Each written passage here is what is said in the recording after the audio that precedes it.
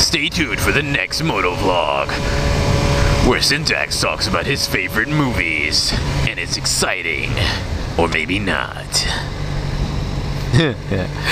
Oh God, I'm gonna do that.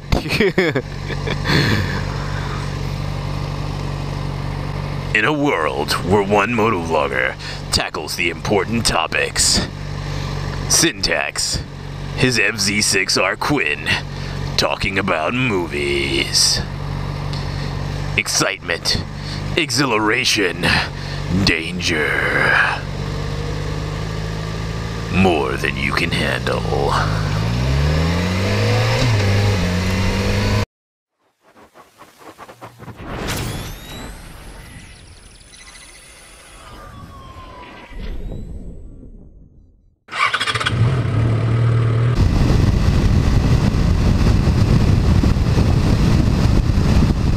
Alright, so we're back on another topic that I love very much, movies. We're back to man movies. So if you guys don't like movies and man movies, stop this video and go the fuck away. But if you want some good suggestions for some movies, stick around, because I'm gonna go down my top 5 off the top of my head. I may not know the name of all the characters and actors, but off the top of my head, top 5 kung fu / martial arts ass-kicking movies. And why they're amazing. Maybe why they're amazing. Probably why I love them. Let's go ahead and start this. Let's start this at number 5. Wow, dude, you fucking Sonic. This is the Chevy Sonic. Anyway, number 5. Number 5, I'm gonna have to say is gonna be The Raid. The Raid Redemption. That is I wanna say it's a Bangladesh movie? I wanna say it's either Bangladesh or Indonesian. One or the other. Like, don't know how to drive, do you? Bangladesh or Indonesia, one or the other. And the whole movie is ass kickery. Whenever anybody asks me to describe the movie when I suggest that they watch it, I tell them it's a lot of screaming and machetes and ass kicking. And that is literally what the movie boils down to. It's got a story, it's got a plot, it's got an interesting story, kind of interesting. But you know, you watch that movie because it's ass kicking, machetes, and screaming. And the movie opens up with a group of policemen going to raid a building, and basically the building is owned by like a mob or a gang or something, and it all goes to hell, like almost from the start. So it's basically like a SWAT team against an army, and it's like a brother story. And there's a part 2 to it, the Raid part 2, not the Redemption. I don't know, I forgot what the second one was called, but there is a part 2. And it's also, the second one is also a lot of ass kickery. They try to put in, like, in part 2, they put in what I call boss modes. Boss mode initiated, where, you guys like those air quotes I'm doing today? Where our hero comes up against, like badasses, I guess, or the bad guys that he has to fight. So there are a few boss fights in the second movie. In the first one, there's one, like, super badass. Like, it's one of the greatest fighting scenes I've seen. It's a 2-on-1 fight.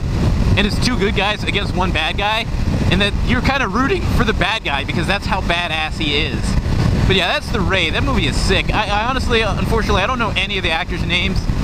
The proper version to watch is the one that's not in English, because and trust me, you don't want to watch the dubbed version. It's just really, I love that movie. Number 4, let's just jump straight to number 4. And this one's going to be on for a cheese reason. It's going to be very cheese that it's on here. And that's, what is it called? Forbidden Kingdom? I want to say it's called Forbidden Kingdom. The Forgotten Kingdom? And I don't know. But by the time I edit this, I'll have the picture and the proper name pop up on the screen. That's the movie with Jackie Chan and Jet Li are both in it, and they fight each other. And that's the only reason the movie's on the list. The rest of the movie is garbage, honestly. Other than watching Jackie Chan and Jet Li beat the shit out of random guys that have no names. And the movie is really, really terrible dialogue-wise, as most martial arts movies are. This isn't going to be the only bad one that's on the list, and this is number 4. But, you know, who didn't want to see Jet Li and Jackie Chan fight? You know, anybody who's watched kung fu movies, as soon as you heard about that scene, you're like, oh, hell yeah, I'm going to watch that movie. So just for that scene alone, that movie is on my list of top 5. And you know what? I should have made this list longer. So I'm probably going to have honorable mentions and whatnot for the movies, because You know, I just love movies so much. I just want to make in a movie. This will probably be like the first of my top 5, either top 5 movies or top 5 lists that I'll make, and we'll go from there. But yeah, the Forbidden Kingdom is a terrible movie, honestly, and just you know, just skip to the scene where Jackie Chan and Jet Li fight, and you will be satisfied. Number 3, I'm gonna jump straight to number 3. Number 3 is an easy choice. I just watched it the other day, and that is going to be Bloodsport. There's many reasons why Bloodsport's on my list. And now, I do know who's in this movie, so I could talk a little bit about this one. I don't want to talk too much because if you guys get me started on a movie, man, I'm not going to stop. I am just going to keep going and going. But the reason why this one's at number 3, for like I said, multiple reasons, is it has so many things in it. Starting with, like, you see them play Karate Champ in the movie, so it's kind of like making fun of itself. You see them, or you see like a quote-unquote young Van Damme, and it's some kid with this freaking terrible French accent. It's just fucking hilarious. I wasn't trying to steal it. Movies. Oh god. Anyway, other than that, the suit that Van Damme wears, a lot of people may not know that the actual outfit he wears to the Kumite is what inspired the creation. Oh man, my shoelace came undone. Anyway, it inspired the creation for the character Johnny Cage in Street Fighter. Street Fighter? Holy fucking fail, man. It inspired Johnny Cage from Mortal Kombat, from the first Mortal Kombat. If you look at Johnny Cage, I'm going to put them both on the screen. If you look at Johnny Cage and you look at Van Damme, they're wearing the exact same outfit. And they're both, you know, one's a movie star and he was full of himself back in the day. I don't know if you know about Van Damme. I could make a whole video about Van Damme. But he was kind of an asshole back in the day, and he was in the movie Predator. He was supposed to be the Predator. Oh, this is, I guess it's hearsay, rumor shit. But he was supposed to be the Predator, and he didn't want to be because he felt it was too much of a secondary role. Like, he wasn't the star. He wanted as much screen time, as much importance as Arnold. In that Arnold movie, look, I put myself in neutral, and now I can't get out. There we go. So he ended up hurting like a stunt double or something, and they fired him. Anyway, back to Bloodsport. So you have that Johnny Cage was created because of that movie. Also, there is a direct quote. They change it, but there's a quote of Bruce Lee in the movie that a lot of people don't catch. And because, you know, you might be younger and you see this movie before you see that movie, you think that it's, you know, that it came from this movie. And that is when he does the Dimmak, or the death touch, and he punches a brick. I'll see if I can cue up that scene. And he punches a brick, and it pops the bottom brick instead of, it's a really cheesy scene. But he punches this brick and it breaks the bottom one, and the bad guy, Chong Li in the background, who's played by Yang Zi, who changed his name to Bolo, which I'll get into later on in this video, says, he walks up and he looks at him and he's like, he says, very good, but brick don't hit back. And that's a direct, it's a direct reference to Bruce Lee in Enter the Dragon when, what's his name? When Ohara breaks a board, like he's holding a board in front of Bruce and he punches the board and he's trying to be a badass, and Bruce is just like, boards don't hit back, and then Bruce proceeds to beat the shit out of him. But that's another reason that movie's on my list. Love that. Another reason why this movie's on the list is because it's just got a terrible chase montage scene that doesn't make any sense and ruins the pace of the entire movie. Like, he's fighting and kicking ass and, you know, character development, and suddenly chase scene with cheap 80s music playing that nobody actually licensed. It's just, I just love that movie. I'm sorry, I love that movie. There's so many one-liners in it too. But yeah, great movie, in my opinion. Everybody should see that one. If you haven't seen Bloodsport, out of this list, watch Bloodsport. Alright? Alright. Number 2. Number 2 is going to be a tie. And you know what? I'm going to go as far as to give this actor and martial artist so much credit that I'm going to give him a 3-way tie for 3 of his movies, because I love him that much. And all 3 movies are a reference to Bruce Lee, yet again. And the actor I'm talking about is Donnie Yen. If you don't know who this man is and you're into Kung Fu movies, I don't know what you have done with your life. You have wasted your life. But Donnie Yen he's big. Like, he's a pretty big martial artist in China and everything like that. And the movie that actually takes the number 2 spot is going to be Ip Man. And that's, I believe it's still on Netflix, Ip Man. It's the story of Bruce Lee's master and how he came to be like an actual instructor, a teacher. And there's even a throw-in at the end of the second movie, I want to say, where like a kid Bruce Lee shows up, and he's got like the little attitude and everything. It's actually really funny and cute. But Ip Man itself, if you have not seen Ip Man and you are on YouTube right now, wait till my video's over, like it and comment, subscribe if you haven't, and then go to Netflix and watch Ip Man. And it's got the choreography in that movie is just stunning. Especially, I'll kind of ruin a scene for you. It's not really ruining it. It's going to make you want to see the scene. There's a scene where, because it's about the Japanese invasion of China. So it's also like a historical Chinese movie, though obviously it's got some, I don't want to say fanaticism, fantasticalism, some of it's made up. And so there's a scene where they go to like a dojo, a Japanese dojo, and they fight like a karate student of the general. And if you win the fight, you get a bag of corn to go home and feed your not a corn, you get a bag of rice to go and feed your family with. So, you know, they go and they basically fight like a cockfight for food. And there's a scene there where this guy's fighting, and Ip Man's in there because I think he was just sucked into that. He accidentally went, and he's there, and he sees his friend, like his old friend is there, and he wins one fight, and he gets his bag, and he's such a badass that the Japanese general there is like, all right, double or nothing. So he's got to fight two dudes, I think, 2 or 3 dudes for 2 more bags of rice. And the guy's like, he's hungry, his family's hungry, so he goes for it, and he ends up getting his ass beat. And long story short, something bad happens to him. And I'm not going to give you all the details because it's such a great movie, I don't want to ruin it. But something bad happens to him, and Ip Man sees it, and he volunteers. He throws his hand up, and they take him out there, and they ask him, how many do you want to fight?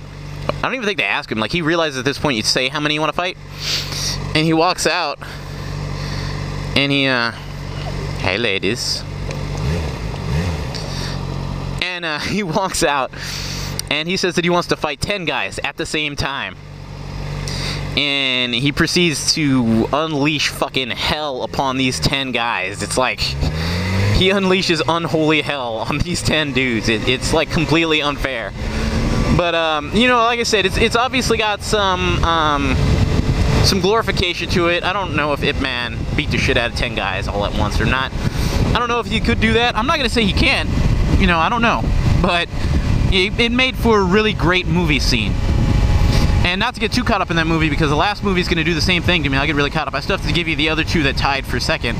And that is Ip Man Part 2, the sequel. It also has Donnie Yen still following Ip Man. This time it's through, they're basically like trying to recover after the war. Like he's trying to get his life back together. And they start opening schools again, and he moves to a new place, and he's got to go and fight to be able to be an instructor. Like, they make you fight all of the other instructors, and you have to beat all of their asses in order to become an instructor. And that again, great choreography in this movie. I didn't like the whole build-up. Like, the main villain was like a guy that boxed or some nonsense. Like, it was stupid in my opinion. It was just like pointless. But again, the movie had great choreography. Donnie Yen did a great job with his martial arts. He's a really good martial artist. I'm not one of those guys that's going to stop and say, this guy's an actor, not a martial artist. I don't care. Honestly, point blank, I don't give a shit what people say. That guy could probably beat the fuck out of you. So, give that man respect. And the third movie that tied for second, again, Donnie Yen, and again, a direct reference to Bruce Lee, is, what is it called? Black Mask, like the Return of the Black Mask, I want to say? No, it's the Black Mask Return of Zhang Yi. I think it's Zhang Yi. Look at that dick looked away from me when I waved at him. What the fuck, Washington? God damn. Anyway, it's the Return of Yang Zi, and you might not get the name. This is going to be for older people again, or really, really big Kung Fu fans. Is that Zhang Yi was the character. I keep saying Zhang Yi like I know that's his name. I don't know 100% that's his name, so I'm going to stop saying it. But if you've seen the movie Chinese Connection, aka Fists of Fury, where Bruce Lee at the very end jumps at like the policeman, and the screen freezes, and then you hear gunshots and screaming. That character was presumed dead at the end of that movie, and this movie is the follow-up to it. So he didn't die, and he comes back, and he becomes the Black Mask, who's like a Chinese superhero. You know, so yeah, that's also a great movie. It has a reference to the scene where Bruce took on an entire dojo by himself and beat them all. They recreate that scene, but again, they glorify it. There's like so many more guys that he fights, and he does the same stuff. You know, he fights him and then he takes off his shirt. They go as far to pay homage to Bruce Lee as he actually wears the same like outfit, the white on black, and then he takes off the shirt the same way Bruce does. And at the very end of the movie, during the fights, Donnie Yen actually starts making the, you know, like the little, I don't know how you would describe it, like the noises that Bruce Lee makes when he fights. You know, the howling and the hooting and hollering and shit. He starts doing it, and it's pretty good. I like that movie. So, on to number one. The number one must-see Kung Fu martial arts movie of all time. And if you actually watched this far, I love you for it. Or maybe you're actually that interested in movies too, man. But the number one Kung Fu movie all time that everybody should see, everybody should love and enjoy, easily, without a doubt, Enter the Dragon. Bruce Lee's claim to fame in America. Unfortunately, you know, he died before the premiere, so he didn't get to see what kind of an impact it had and everything like that, which is really sad. But that movie, I think, is the greatest martial arts movie ever. That movie set the stage in America for Van Damme, Steven Seagal, you know, all of those guys to make their movies. It set the stage for everyone.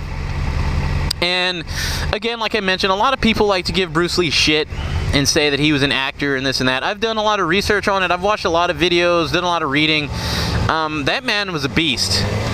I don't care what kind of regard you think, you know, an actor should have. That man was, simply put, a beast. And you can look up the videos on YouTube of him like doing kicks and stuff, and like you can't see his leg move. Or when he does a side kick to a guy. Now, everybody's heard that story where Bruce Lee sidekicked a dude and the guy had pads. So that guy took the hit, but then he fell onto another guy, and the guy that he fell on, he broke that guy's arm. Like, what? How hard did he kick that motherfucker? You know? So, Bruce Lee is a badass. Anyway, to the movie itself. It's just, it tries not to go overboard. It was one of Jackie Chan's first movies. He's got a very small role, but he is in the movie. There's a scene where they're in the cave fighting and Bruce Lee has the sticks, and there's a scene where he hits a guy near the camera with a stick, and that was Jackie Chan that he hit. And then there's another scene where he grabs a guy from behind, he grabs his hair and pulls him backwards before I think he breaks his neck. That's also Jackie Chan. And Jackie Chan, if you could even look up that video, that he says that's his most memorable moment ever, is when Bruce Lee accidentally hit him in the head with a stick. I mean, that's pretty awesome, don't you think? If somebody says that's their most memorable moment, is you clocking him in the head with a stick. Yes, I'm about to do one of my stupid circles, guys. Get over it. But that is just so great. I'm sorry I sound so cheesy. I just really love movies. You hesitated, girl. I'm sorry. And again, like I mentioned, the scene where Ohara has to fight Bruce, and Ohara is the bad guy technically for most of the movie, because this movie's been out for 30 years, so fuck you guys if you say I'm spoiling the movie. It's been longer than 30 years. Where Ohara caused Bruce's sister to kill herself. So for most of the movie, Bruce is just after Ohara. So when he finally fights him, he just beats him limb from limb. It's like one of the greatest scenes ever, how much he dominated him. And the big guy that was in Bloodsport, Bolo, is also in Enter the Dragon, and his name in Enter the Dragon is Bolo. He actually took that name, I think, as his American name after this movie. So like, I don't know if he was honored or whatever, or maybe that was his nickname. But after that movie, he tends to be credited as Bolo, even though it's not his real name. His name is Yang Zi, so I think the name of the guy in the black mask is Jin Shao. I don't know, man. I don't know. But that movie itself is like the pinnacle of martial artists. Yes, just because it's Bruce Lee. It's not my favorite Bruce Lee movie. This dude's listening to Phil Collins. Oh shit. Feel it calling in the air tonight.